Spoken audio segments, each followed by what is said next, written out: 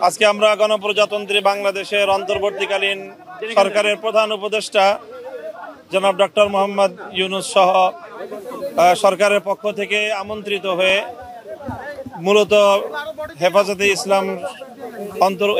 ইসলামের সংশ্লিষ্ট রাজনৈতিক দলগুলো বাংলাদেশ খেলাফত মজলিস, জমিয়ত উলামা ইসলাম, নেজামে ইসলাম, খেলাফত আন্দোলন সহ আমরা এখানে আহত হয়েছিলাম। আন্তরিক 5-6টা দল, সবগুলো দলের নামই বললাম আমি। তো সেখানে আমরা আন্তরিক পরিবেশে মাননীয় প্রধান উপদেষ্টার সাথে এবং অন্যান্য আরও কয়েকজন উপদেষ্টা সেখানে উপস্থিত ছিলেন। তাদের সঙ্গে আমরা মত বিনিময় করেছি। প্রধানত আমরা তাদেরকে ধন্যবাদ জানিয়েছি বাংলাদেশের এই ক্রান্তিকালে দেশের দায়িত্ব গ্রহণ করার জন্য এবং আজকের এই আয়োজন করার জন্য।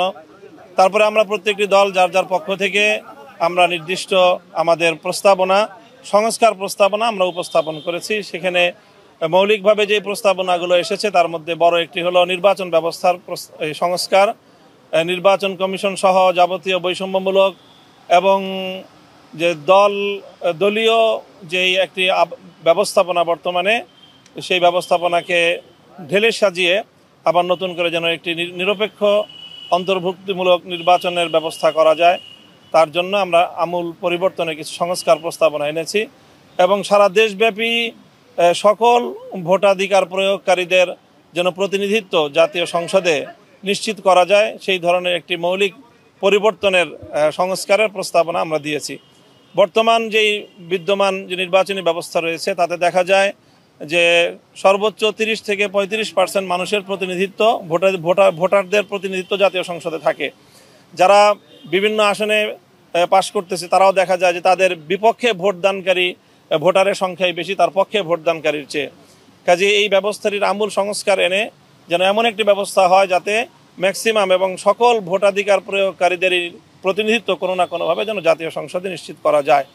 এছাড়াও বিচার বিভাগ, শিক্ষা বিভাগ এবং প্রশাসনে আমূল পরিবর্তনের, প্রশাসনের মধ্যে দেশের মধ্যে যে বিশেষ করে যে যে প্রধানমন্ত্রী কেন্দ্রিক যে ক্ষমতা কুক্ষিগত করে রাখার যে একটি আয়োজন, যেখান থেকেই মূলত স্বৈরতন্ত্রের উদ্ভব, সেই জায়গাটায় যেন ভারসাম্য তৈরি করা হয়, সাংবিধানিক প্রস্তাবনা আনার প্রস্তাব করা হয়েছে।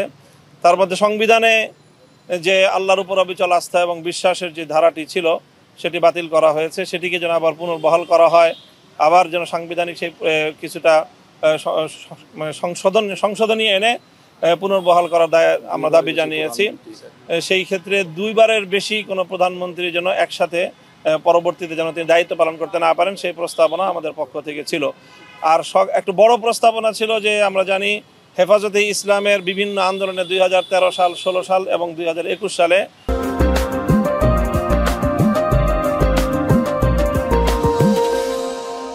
বহু মামলা, আমাদের অনেক হতাহত রয়েছে, শত শত মানুষ আমাদের হতাহত হয়েছে, তাদের অনেকের সন্ধানও এখন আমাদের কাছে নেই।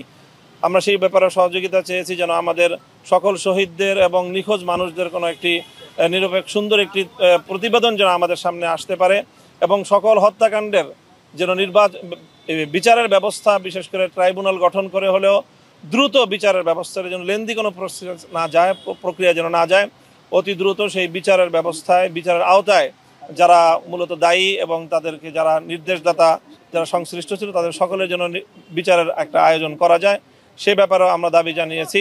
এছাড়া দেশের কোনো নীতিমালা আইন প্রণয়নের ক্ষেত্রে ইসলাম বিরোধী কোনো আইন যেন প্রণয়ন না হয় সেই বিষয়ে আমরা প্রস্তাবনা এবং দাবি জানিয়েছি।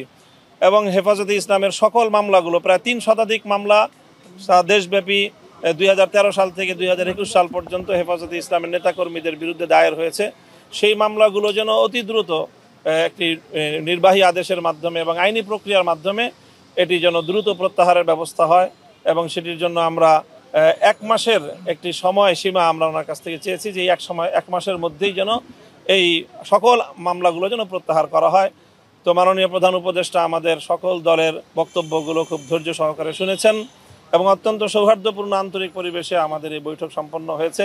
তিনি আমাদের সকলকে ধন্যবাদ জানিয়েছেন এবং আগামী দিনে অন্তর্বর্তীকালীন সরকারকে রাষ্ট্র পরিচালনায় সহযোগিতা করার জন্য তিনি আহ্বান জানিয়েছেন এবং আমরা তার সেই আহ্বানে সাড়া দেওয়ার প্রত্যয় ব্যক্ত করেছি। সেই সাথে যেন একটি যৌক্তিক সময় নিয়ে সংস্কারগুলো করে তারপরে যেন অযথা কাল বিলম্ব না করে নির্বাচনের ব্যবস্থা যেন নির্বাচনের আয়োজন করেন সেই বিষয়টি আমরা বলেছি এবং মাননীয় প্রধান উপদেষ্টাও এই কথার সঙ্গে একমত পোষণ করেছেন যে প্রয়োজনীয় সংস্কারের পর কাল বিলম্ব না করে তারাও নির্বাচনের দিকে চলে যেতেই আগ্রহী এবং সেই ধরনের তারা প্রস্তুতি এবং তারা আয়োজন করছেন। যৌক্তিক সময়টা কতদিনের?